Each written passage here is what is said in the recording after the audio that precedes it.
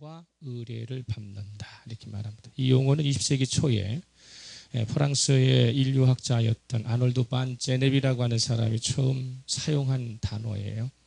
다양한 사회의 현상 또 종교적인 현상을 설명하려고 할 때에 통과 의례라고 하는 단어를 개념적으로 사용하고 있는 것이죠. 그렇기 때문에 통과 의례는 어느 사회나 모두 존재합니다. 사회 구조나 문화에 따라 강조하는 의례가 또 절차가 다양하지만 또 우리 사회 같은 경우에는 출산과 관례 그리고 상례, 장례, 제례 이런 것 같은 통과 의례가 중요시 되고 있습니다. 통과 의례의 단계와 과정을 원만하게 치르지요. 또 거치지 않으면 바람직한 삶을 살기가 매우 힘들게 되는 것이죠. 무엇보다도 이 통과 의례의 순간에는 과거와의 관계를 잘 마무리해야만 새롭게 전개되는 환경에 올바르게 적응하고 또 대응하고 발전적인 단계로 한 단계 올라갈 수 있는 것입니다. 간단한 예로 결혼이라고 하는 통과 의례가 있어요. 결혼이라고 하는 통과 의례를 거친 사람은 이전에 자신이 혼자 살던 자기의 방식을 고집하게 되면 두 사람이 함께 이루어가는 행복한 가정을 정상적으로 유지할 수 없게 되는 것이죠. 그런 것처럼 사람이 성숙해지는 가운데 속에 이 통과 의례는 반드시 주어지는 것이고 그에 걸맞는 행위가 따라와야 합니다. 특별히 신앙생활에 있어서 이 통과 의례는 이 세상의 삶뿐만 아니라 우리가 죽음을 건너 영원까지 포괄하는 모든 것을 다루고 있기 때문에 어떤 통과 의례보다도 중요한 것이 신앙의 과정 속에서 나타나는 통과 의례예요. 신앙의 가정에서 태어난 유아에게 베푸는 유아 세례를 비롯해 가지고 한 사람이 예수 그리스도를 구주로 영접하고 또 그 공동체의 진정한 구성원이 되는 성인 세례, 또 교회의 절차와 또 교회의 여러 가지의 방식에 따라서 장로가 되기도 하고 목사가 되기도 하고 권사가 되기도 하고 집사가 되는 이러한 직분에 대한 통과 의례는 자신의 믿음과 직접적인 연관을 맺지 않으면 정상적으로 이 통과 의례를 거칠 수 없어요. 예수 그리스도를 믿지 않는 사람에게 세례 줄 수 없잖아요. 교회의 섬김이 부족한 사람에게 항존직을 줄 수 없잖아요. 그리고 하나님으로부터 소명받지 않고 세상의 목회자로 부름받지 않는 사람에게 똑똑하다고 무조건 목회자라고 하는 통과 의례를 거칠 수 없는 것처럼 이 신앙의 과정에 있어서는 자신의 믿음의 관계, 자신의 믿음의 확인을 통해서 통과 의례가 정상적으로 밟을 때에 그 사람은 영적으로 원만한 성숙을 이룰 수 있습니다. 누가복음 18장의 불의한 재판관과 과부의 예에서 주님께서는 뭐라 말씀하시느냐면 마지막 시대를 살아가는 사람들에게는 진정한 믿음을 확인하기가 매우 어려운 때가 될 것이다. 이렇게 말씀하셨어요. 참된 믿음을 가지고 재림의 주를, 믿음을 가지고 주를 기다리는 사람 찾기가 어려운 시대를 살아가고 있는 것이 오늘의 우리의 현실이다라는 것입니다. 정말 여러분 믿음으로 주님을 기다리고 있습니까? 그냥 기다리고 있지 않아요? 믿음의 통계 의례를 정상적으로 밟아가는 가운데 속에 재림의 주를 지금 내가 소망하고 있습니까?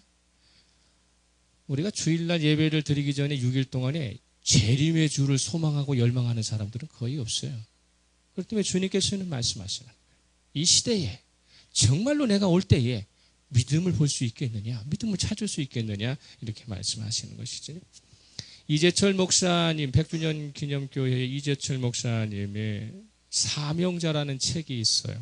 거기에서 이런 이야기가 있습니다. 기도를 통해 자신이 원하는 것을 이루는 것이 믿음이라고 굳게 믿고 있는 사람들이 얼마나 많은가. 거의 대부분의 그리스도인들이 믿음을 그렇게 이해하고 있지 않는가? 과거에도 그랬고 현재에도 그렇고 미래에도 그럴 것이다. 주님께서 인자가 올 때에 세상에서 믿음을 보겠느냐 반문하신 이유는 어떤 이유일까? 자신이 원하는 것만을 성취하려는 것은 참된 믿음이 아니다. 그것은 믿음의 보편적인 출발점일 수는 있으나 성경이 지향하는 믿음의 정확한 종착역은 될 수 없다. 주님께서 당신 자신을 십자가의 제물로 내어놓으시기까지 우리에게 주시려고 한 믿음은 과연 무엇인가 하고 묻는다는 것이죠. 이러한 목회자의 우려 섞인 질문을 하는 이유는 뭡니까? 오늘 우리가 지금 살아가고 있는 이 시대에는 믿음에 대한 재정립이 절실히 요구되는 시대에 봉착하고 있다고 하는 것입니다. 저와 여러분의 인생의 삶 속에 신앙의 과정을 통해서 통과 의뢰는 제대로 좀 치루어져 가고 있는가를 한번 되돌아봐야 한다는 것이죠. 예수님의 공생애도 통과 의례적인 측면에서 나누게 되면 5가지로 나눌 수 있어요. 첫째는 성육신 하시는 통과 의례가 있으셨고, 오늘 본문으로 삼고 있는 두 번째의 변화산상의 변모하시는 모습의 통과 의례가 있고, 세 번째는 십자가의 순환, 네 번째로는 죽음, 그리고 죽음에서의 부활하심, 다섯 번째는 하늘로의 승천이라고 하는, 그래서 5가지의 사건을 통해서 당신의 통과 의례는 하나님의 뜻에 맞게끔 제대로 진행이 되었다는 것입니다.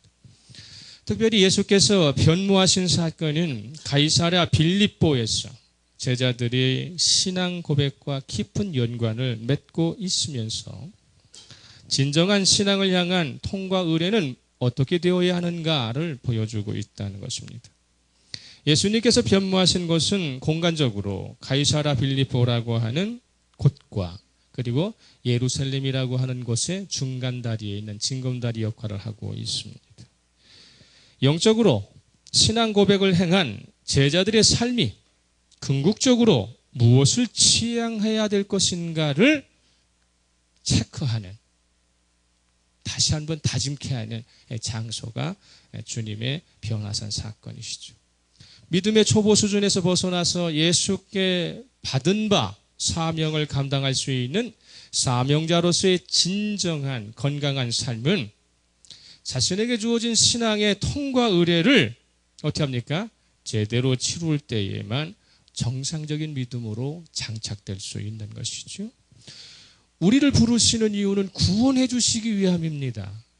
구원받은 자의 통과 의례, 구원받은 자가 통과 의례를 거쳐서 감당해야 되는 것은 사명자의 삶을 살아가는 것이에요. 할렐루야. 구원받는 것으로 주저앉은 것이 아니라 구원받은 삶을 통하여 사명자가 되어 하나님의 나라를 이루어가는 것이지요. 이것이 주님이 우리에게 목적하시는 것이죠. 사도행전 20장 24절에서 내가 달려갈 길과 주 예수께 받은 사명 곧 하나님의 은혜의 복음을 증언하는 일을 마치려 하면은 나의 생명조차 조금도 귀한 것으로 여기지 아니한다. 구원받은 자가 생명 걸고 향해야 하는 길은 무엇인가? 하나님께 부탁받은 것, 예수께 부탁받은 바 은혜의 복음을 세상에 알려가는 것이죠.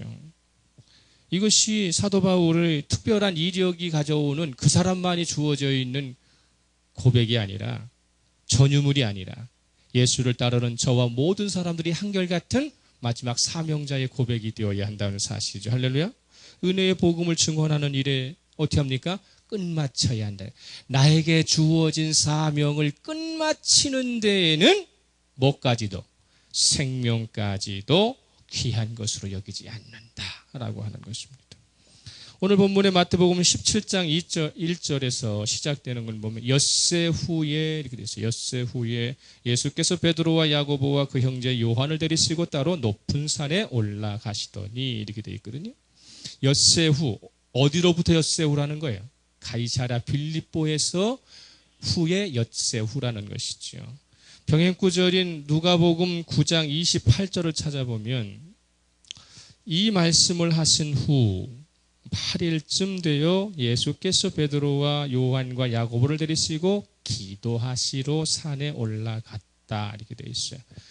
엿새이든 8일이 되었든 간에 가이사랴 빌립보에서 신앙 고백을 받으신 예수님께서 베드로에게 내 반석 위에 내 교회를 세우어서 음부의 권세가 침범하지 못하도록 내가 조치하겠다.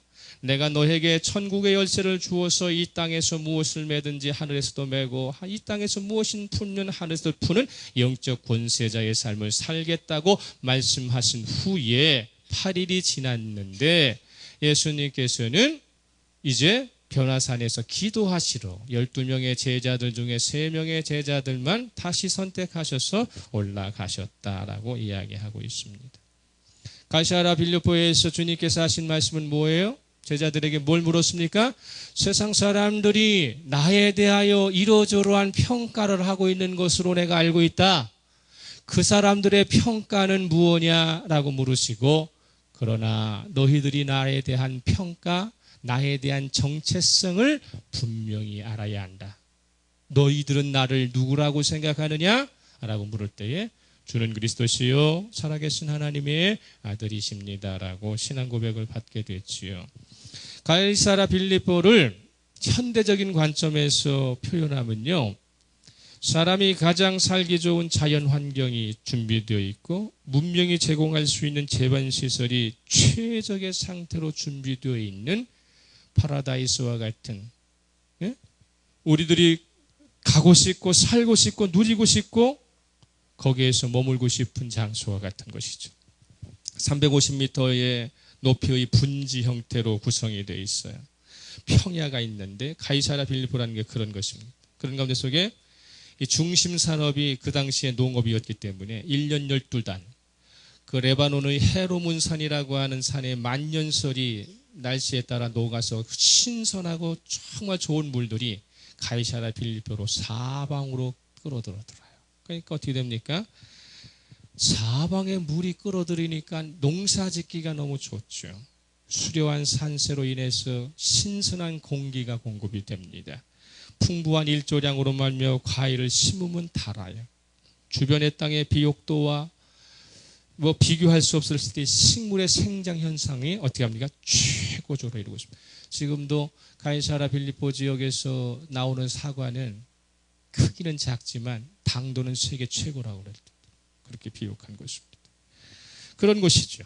문명화되어 있는 신도시. 종교적으로는 고대로부터 이교도의 풍요를 상징하는 판신전이 있고 로마 제국의 황제 숭배를 위한 시설물들이 거리마다 위용을 갖추고 있어서 경제적인 풍요가 흘러넘어가고 있고 유행의 첨단을 걷는 신도시를 가리켜서 가이사랴 빌립보다.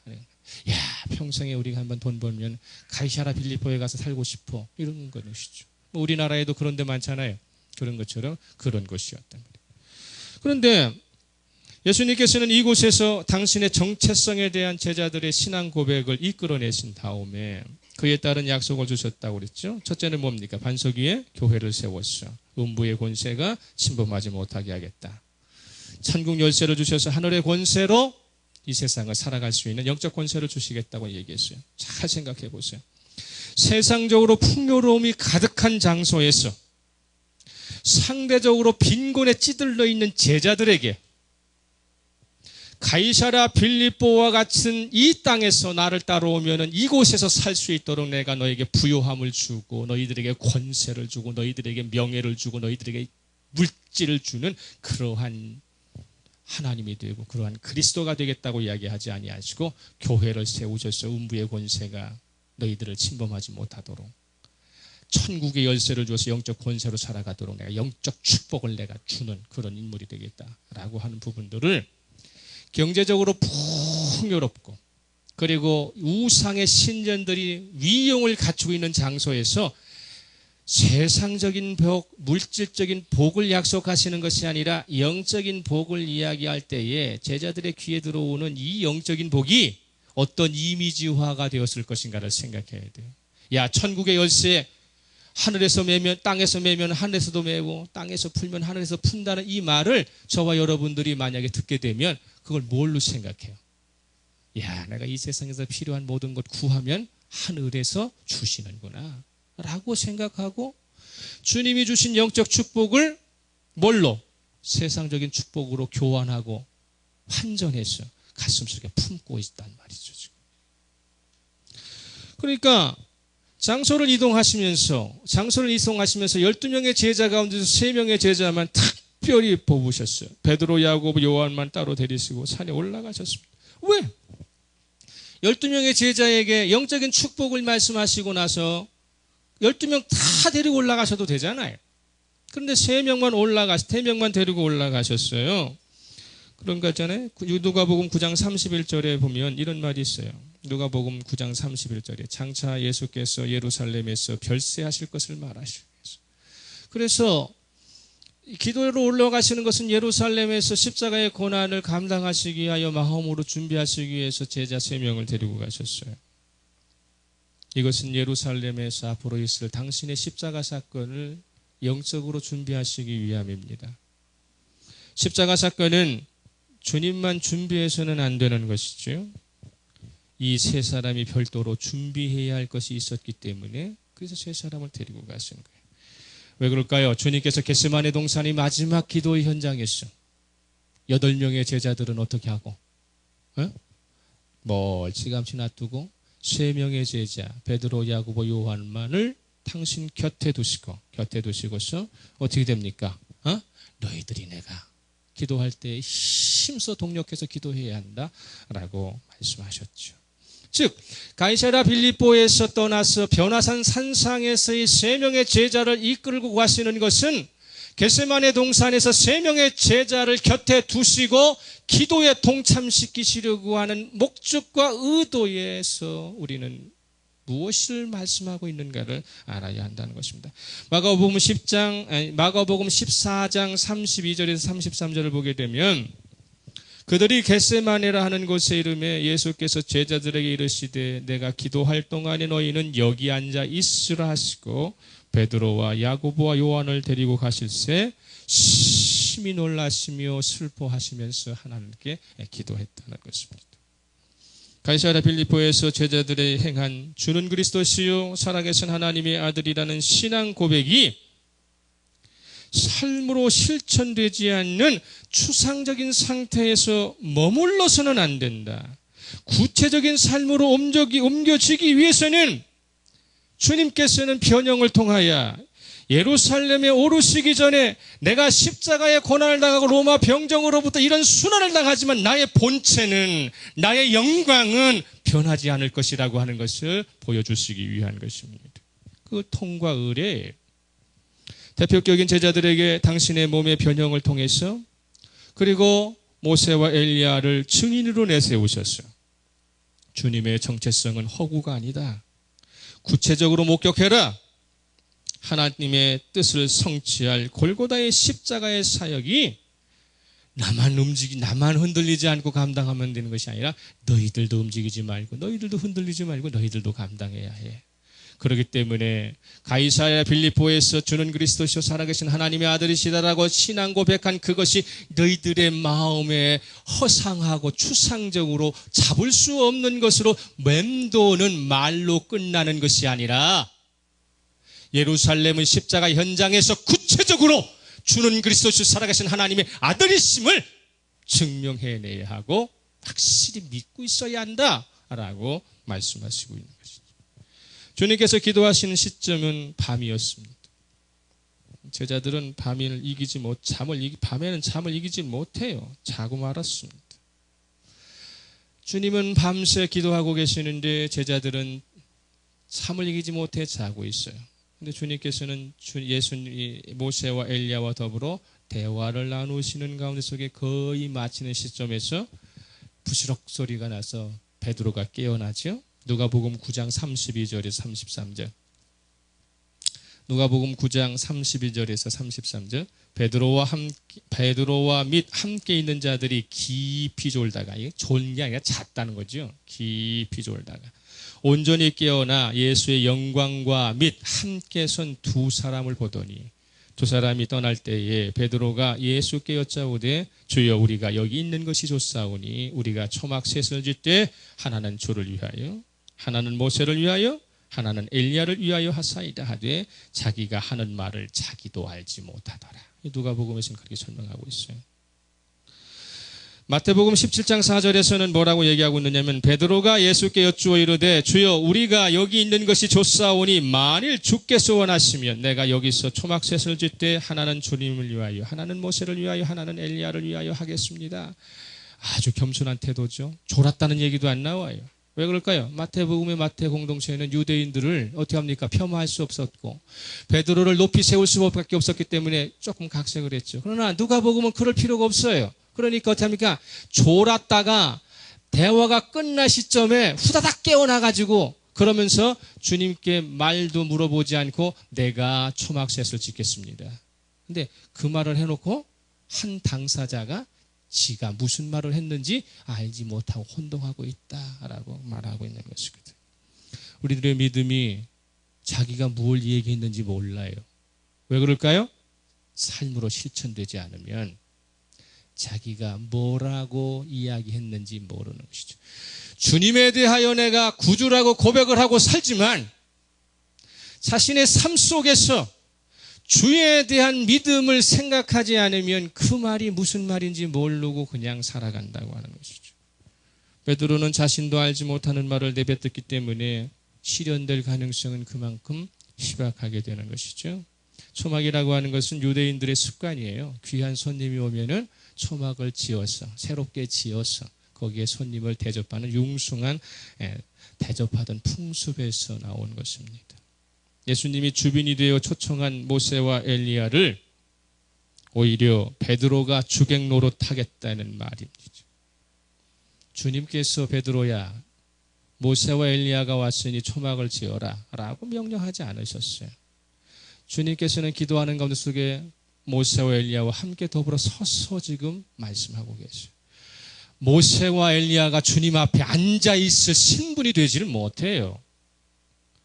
감히 영광의 하나님 앞에 앉아있을 사람들이 누가 있어요? 모세와 엘리야는 두 손 콩손이 하고 귀를 쫑긋하고 반듯하게 눈을 향해서 시선 맞춰서 주님 말씀 듣는데 건방지게 제자인 주제에 자다가 일어나가지고 말이지 자기가 마치 주빈이 되는 것처럼 내가 주님을 위하여 내가 초막을 짓고 모세와 엘리야를 위해서 초막을 지어서 우리 여기 있는 것이 좋습니다.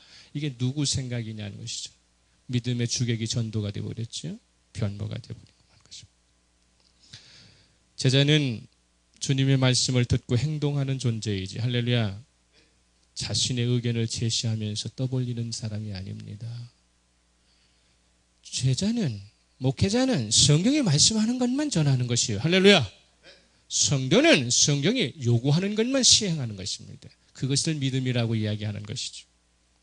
주님과 의논하던 두 사람이 모세와 엘리야였는지 주자들이 이 제자들이 어떻게 잠에서 깨어났는데 알아볼 수 있었겠는가?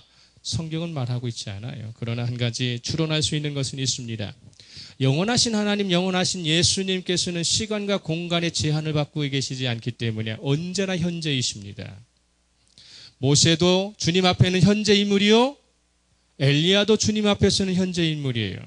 제자들을 기준으로 볼 때 모세는 1500년 전의 인물이고 엘리야는 800년 전의 인물이지만 주님께는 1500년과 800년은 오늘도 현재이라는 것이죠. 할렐루야. 하나님께는 창조되는 시점부터 지금까지 언제나 현재예요. 하나님 앞에는 죽은 자가 없습니다. 하나님 앞에는 소멸한 자가 없습니다. 언제든지 하나님은 일으켜 세워서 말씀하실 수 있습니다. 예수님께서 마지막으로 예루살렘을 향하여 오르시는 장도의 길목에 구약의 영광스러운 일문들이 얼마나 많아요. 그럼에도 불구하고 모세를 부르시고 엘리야를 출현시켜서 제자들에게 굳이 보여주시려고 하는 이유는 뭡니까? 모세는 어떤 사람입니까? 유대인이 하늘처럼 받들고 있는 율법의 대표자. 엘리야는 선지자를 대표하는 인물입니다. 율법의 전달자와 예언의 모범자가 나타나 예수와 대화하고 있고 예수 앞에 고개를 쫑긋하고 있다면 그리스도의 권위는 하나님과 동등한 것입니다. 주님의 모습은 이전과 다르게 얼굴에서 품어나오는 빛이 해같이 빛났다라고 이야기하고 있죠. 입고 계신 옷은 그 어떤 것으로도 희게 빨 수 없을 정도로 영광스러운 자태를 보여주는 것이죠. 모세와 엘리야가 주님 앞에 서 있는 그 자리는 하늘의 자리였다는 사실입니다. 할렐루야. 하늘의 자리였다는 사실. 저와 여러분이 믿음으로 오늘도 예배 가운데 속에 주님을 목격하고 주님을 집중하면 여러분이 앉아있는 자리가 하늘의 자리입니다. 할렐루야. 예배 받으시는 자리, 주님의 말씀이 울려지는 자리는 하늘의 자리라고 하는 것이지요.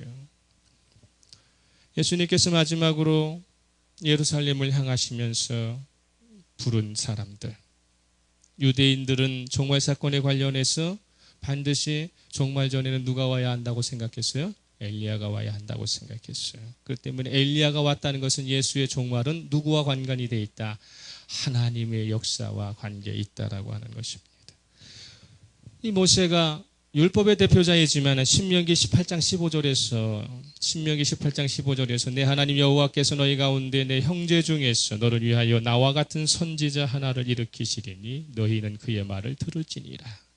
하나님께서 나와 같은 위대한 선지자를 하나 내실 것인데 그분의 말씀을 들어야 한다라고 하는 것을 대표적으로 말한 사람이 모세였기 때문에 주님께서는 변화산상 속에서 너희들의 신앙 고백의 실체에 주는 그리스도시요 살아계신 하나님의 아들이시라는 것이 너희들은 믿음으로 추상적으로 말했지만 나는 추상적인 믿음의 대상이 아니라 구체적인 섬김의 대상이라고 하는 것을 보여주시기 위해서 모세와 엘리야를 대동하시고 당신의 몸을 변화시키셔서 그들에게 보여주시고 계시는 것입니다. 예수님께서 변모하신 산은 신앙 고백이 있던 가이사랴 빌립보와 앞으로 있을 예루살렘에서의 십자가 사건을 이어주는 통과 의례의 역할을 감당하고 있습니다. 로마 제국의 황제 숭배가 극성을 부리고 있는 우상의 땅이면서도 사람의 힘으로 문명을 이루고 다양한 종교적인 유혹이 난무하는 곳인 이 가이사랴 빌립보가 왜 신앙 고백의 장소로 선택되었는가를 잘 생각해야 돼요. 예수 없이도 살 수 있을 것 같은 세상, 예수 없어도 편안한 삶을 살 수 있을 것 같은 세상, 그곳에서도 오직 찬양받으실 분은 하나님이시고 예수 그리스도입니다. 할렐루야. 분명히 기억해야 됩니다. 교회에서 행하는 신앙 고백은요, 우리가 생각하는 것처럼 하나님께서 그렇게 기뻐하시고 중요하게 여기지 않으세요. 같은 종류의 믿음을 소유한 사람들끼리 통과 의례를 해서 목사 만들고 항종직 주고 집사 만들고 이런 거 중요하지 않아요. 하나님께는. 가이사랴 빌립보처럼 문명이 최고라고 이야기하고 온갖 유혹에 종교적인 유혹이 난무하는 그곳에서 거룩한 성도의 삶이 이격될 수밖에 없고 신앙을 찾아볼 수 없는 그 장소에서 여전히 믿음이 고장되지 않고 보여줄 수 있어야만 그 사람의 참된 믿음은 뛰어나게 되는 것입니다. 교회에서 주여 주여 부르짖는 것이 중요한 것이 아니라 나의 가정의 현장에서 나의 삶의 현장에서 내가 만나는 사람 앞에서 주는 그리스도시요 살아가신 하나님의 아들이심을 삶으로 보여줄 때에 주님은 더 기뻐하시는 것이죠. 종교적인 면에서 가이사랴 빌립보는 예루살렘과 상당히 다른 대척점을 가지고 있지만 그렇다고 전혀 다르지 않는 공통적인 구석이 너무도 많은 것이었지요. 가이사랴 빌립보는 그 당시 최고의 권력자를 향한 뭐가 있습니까? 황제 숭배와 이교에서 주장하는 풍요의 상징인 판신전이 있는 곳이었죠. 반면에 예루살렘은 유일하신 하나님을 섬기는 거룩한 성전이 있었지만 기득권자들이 성전 깊숙이까지 장사치들을 불려들어와서 시장 자판을 깔아놓았던 그 어떤 장소보다도 종교적으로 왜곡이 심한 곳이 예루살렘 성전이었기 때문에 두 곳 다 참된 신앙을 말하기에는 창피할 수밖에 없는 이격이 있는 장소였다는 것입니다. 저와 여러분은 가이사랴 빌립보에 있습니까? 아니면 예루살렘 성전에 있습니까? 주님은 가이사랴 빌립보도 아니요 예루살렘의 성전도 아니요 아무도 오르지 못하는 높은 산의 그 한적하고 조용한 그곳에서 주님은 기도하시면서 신앙 고백을 받으시기를 원하신다는 것입니다. 예수가 인생의 전부라고 감히 고백할 수 없는 곳에서 예수에 대한 확실한 신앙은 고백되어져야 합니다. 할렐루야. 그에 따른 행동은 고백되어진 대로 실천되어져야 합니다. 왜 다른 대안 없이 나에게는 예수여야만 하는가에 대한 정확한 답을 내가 갖고 있어야 돼요. 나에게는 예수여만 해야 되는가? 왜 나에게는 예수여야만 하는가에 대한 정확한 답을 갖고 있지 못하면 그의 믿음의 통과 의뢰는 어떻게 됩니까? 부실해질 수밖에 없어요. 사람의 인생은 한마디로 예수 없는 그 삶은 구멍난 전대처럼 모든 부분에서 빵꾸가 나고 너덜너덜해서 추잡해질 것입니다. 왜 나에게 예수여야만 하는가? 예수는 나의 왜 전부인가에 대한 답을 갖고 있지 못하면 우리들의 삶을 살아가면 갈수록 삶은 공간에 구멍만 나는 것입니다. 학개서 1장 6절에 뭐라고 말씀하고 계시느냐면 학개서 1장 6절에 너희가 많이 뿌릴지라도 수확이 적으며 먹을지라도 배부르지 못하며 마실지라도 흡족하지 못하며 입어도 따뜻하지 못하며 일꾼이 싹을 받아도 그것을 구멍 뚫어진 전대에 넣음이 되니라. 돈 한만 많이 벌으면 뭐 하겠어요? 돈 넣는 전대에 구멍이 뚫려가지고 인생이 가는 곳마다 흘러가고 떨어져 버리고 맙니다. 돈 벌어서 병원 가서 병원비 다 내고 이런저런 사고 쳐가지고 그거 보상하고 그 인생에 구멍난 것을 뭘로 메꿀겠어요? 우리의 인생에 구멍난 것은 예수밖에 없습니다. 할렐루야. 명심하십시오. 하나님의 말씀 가운데 부담스럽거나 짐이 되는 말씀은 외면해버리고 못 들은 채 하고 교회에서의 신앙 고백은 그럴싸한데 시간과 공간을 가장 많이 소비하는 곳에서는 신앙 고백과 다른 삶을 살고 있다면 믿음의 정상적인 통과 의례를 밟았다고 말할 수 없습니다. 우리들이 깊이 생각해야 될 것이 뭐냐면 우리는 교회의 바깥에서 가까운 사람과 회동할 때에 주로 나는 어떤 것을 의제 삼아 대화하고 무엇을 이야기하고 있는가를 한번 생각을 해보세요. 좀 과격한 표현을 한번 할까요? 똑같은 시간과 공간이라도 소위 불량배가 모여 있으면 거기는 우범지대가 되는 거예요. 아무리 거룩한 교회라고 할지라도 깡패들이 모여 있으면 그것을 교회라고 얘기하지 않아요. 깡패 집단이라고 이야기하는 것이죠. 같은 장소라도 죄수들을 수용하면 교도소가 되는 것이고요. 큰 뜻을 품은 사람이 모이면 거룩한 장소가 되는 것처럼 같은 장소에 믿음의 사람이 모여 살면 거기는 수도원이 되고 교회가 되는 것입니다. 할렐루야. 내가 있는 것이 교회가 되려면 내 안에 누가 살아계셔야 돼요? 예수 그리스도가 살아계셔야 되지요. 깨끗한 공간일지라도 쓰레기를 거듭거듭 쌓아놓게 되면 결국에는 뭐가 되는 겁니까? 쓰레기장이 되는 것이죠. 주님께서 부탁하신 말씀이 도외시된 채 세상적인 것들만 내 입에서 오고 가고 주고받고 있다면 그것은 믿음의 건강한 모습이라고 절대로 말할 수 없습니다. 성도가 있는 자리는 그곳이 어디든지 어떤 주제로 대화를 하든지 주님이 항상 동행하시고 듣고 계시다고 하는 것을 영적으로 깨닫고 있어야만 합니다. 베드로가 초막을 짓겠다고 할 때에 곧바로 하늘에서 음성이 들려오죠. 우리가 17장 5절 한번 볼까요? 마태복음 17장 5절 시작. 말할 때에 호련히 빛난 구름이 그들을 덮으며 구름 속에서 소리가 나서 이르시되 이는 내 사랑하는 아들이요 내 기뻐하는 자니 너희는 그의 말을 들으라 하신지나. 이렇게 있어요. 모세와 엘리야가 있었기 때문에 초막을 지어야 하고 영광된 자리가 아니라 주님이 계신 곳은 어디나 영광된 자리입니다. 할렐루야. 내가 몸이 아파 병상에 있을지라도 거기에 주님이 계시면 거기는 병원이 아니라 뭐가 되는 거예요? 예배의 초소가 되는 것이죠.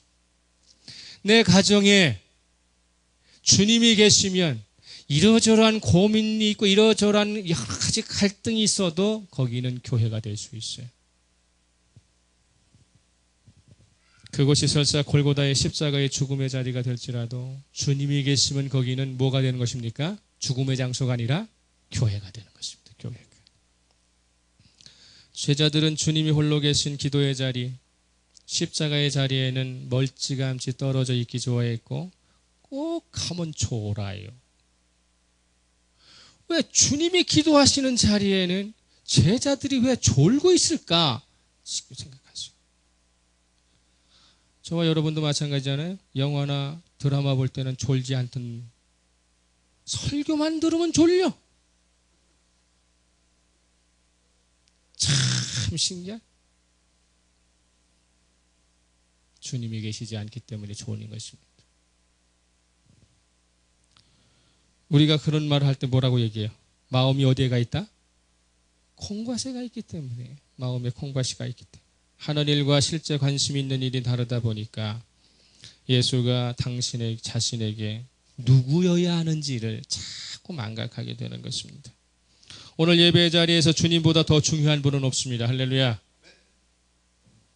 교회의 신앙은 목회자를 통하여 역사하는 것이 아니라 성령이 역사하시는 것입니다. 할렐루야. 저는 그냥 수단에 불과해요. 주님의 음성에 귀 기울이는 저와 여러분 되시기를 축복합니다. 제자는 언제 어디서나 주님의 말씀을 듣고 행하는 자이기 때문에 토달지 말아야 합니다. 어디서나 묵묵히 실천해야지 교회에서의 태도와 세상 밖에서의 태도가 이격이 있어서는 안 된다는 것입니다. 올바른 삶에는 언제나 뭐가 따라옵니까? 올바른 말이 따라오게 돼 있어요. 올바른 삶에는 언제나 올바른 말이 따라오게 돼 있고 올바른 말을 하는 사람은 올바른 행동을 하게 돼 있습니다. 다시 한번 마태복음 17장 5절을 다시 보면 말할 때에 호련히 빛난 구름이 그들을 덮으며 구름 속에서 소리가 나서 이르시되 이는 내 사랑하는 아들이요 내 기뻐하는 자니 너희는 그의 말을 들으라 하시는지라. 주님은 내가 주체가 되어 지금까지 나의 중심에서 모든 하던 것을 어떻게 합니까? 이제는 그것을 훈련시키셨어요. 지금까지 습관적으로 해왔던 것을 바꾸시기를 원하십니다. 세상 것을 얻기 위하여 말씀에 집착하는 것이 아니라 잘 들으세요. 세상 것을 얻기 위하여 말씀에 집착하는 것이 아니라 세상을 신앙으로 잘 살기 위하여 말씀에 집중해야 되는 것입니다. 잘 듣는 것이 믿음의 성숙을 위한 것이죠. 주님의 말씀으로 우리의 삶이 우리로 하여금 바른 말을 하게 하고 우리의 말이 우리를 올바른 삶으로 인도되는 것입니다. 주의 말씀을 잘 들으면 나는 바른 말을 할 수밖에 없어요. 이 바른 말은 곧 나를 바른 행동으로 옮겨가게 되는 것입니다. 그러려면 베드로처럼 주여 여기가 좋습니다. 내가 주님을 위하여 모세를 위하여 엘리야를 위하여 초막셋을 짓겠습니다가 아니라 주님이 말씀하실 때에는 침묵하여 듣는 것이 중요한 것입니다. 이제 저희들이 사순절을 맞이해 갑니다. 3월 5일서부터 사순절인데 이 사순절은 우리가 항상 따라오는 단어가 뭐예요? 묵상이라는 단어예요. 묵상이라는 단어. 묵상은 어떻게 해야 되는 겁니까? 나의 입을 닫고 귀를 기울일 때에 그때에 주님께서 말씀하시는 것입니다. 믿음의 건강한 통과 의례는 주님의 말씀 앞에 귀를 쫑긋거리는 것입니다. 그리고 그분의 말씀을 순종하는 것입니다. 그러면 나의 믿음은 자라게 돼 있어요. 토마스 머턴이라고 하는 사람이 쓴 침묵이라고 하는 시가 있습니다. 이게 너무도 좋은 시인데 한번 조용히 들어보세요. 마음이 상했지만 답변하지 않을 때, 내 마음의 멍해에 대한 방어를 온전히 하나님께 맡길 때 침묵은 양선입니다. 형제들의 탓을 드러내지 않을 때, 지난 과거를 둘추지 않고 용서할 때, 판단하지 않고 마음속 깊이 용서할 때 침묵은 자비입니다. 불평 없이 고통을 당할 때, 인간의 위로를 찾지 않을 때, 서두르지 않고 씨가 천천히 싹 트는 것을 기다릴 때 침묵은 인내입니다. 형제들이 유명해지도록 입을 다물고 하나님의 능력의 선물이 감춰져 있을지라도 내 행동이 나쁘게 평가되더라도 타인에게 영광이 돌려지도록 내버려 둘 때 침묵은 겸손입니다. 그분이 행하시도록 침묵할 때 주님이 현존에 있기 위해 세상 소리와 소음을 피할 때 그분이 아시는 것만으로 충분하여 인간의 이해를 찾지 않을 때 침묵은 신앙입니다. 왜라고 묻지 않고 십자가를 포용할 때 침묵은 hum숭입니다. 영광이 성부와 성자와 성령께. 할렐루야. 너희들이 너무도 말을 많이 하고 사는 세상이죠. 가이사라 빌립보에서 신앙 고백한 제자들이 예루살렘의 십자가의 그 장소에서 실패한 이유는 뭐예요? 말이 많았기 때문에, 자기의 의견이 많고 자기의 소견이 너무 많았기 때문에 그렇습니다. 이제 사순절을 맞이하면서 오늘이 성모 변모주일이에요. 예수님 변모주일이기 때문에 본문을 이렇게 잡았지만 이제 사순절을 통해서 저희들이 침묵의 능력을 가지고 주님께서 일하시도록 그분에게 나의 인생을 맡겨놓고 믿음의 성숙한 통과 의례를 통하여 칭찬받고 축복받는 저와 여러분 되시기를 예수 그리스도 이름으로 축복합니다. 침묵하면서 말씀을 생각합니다.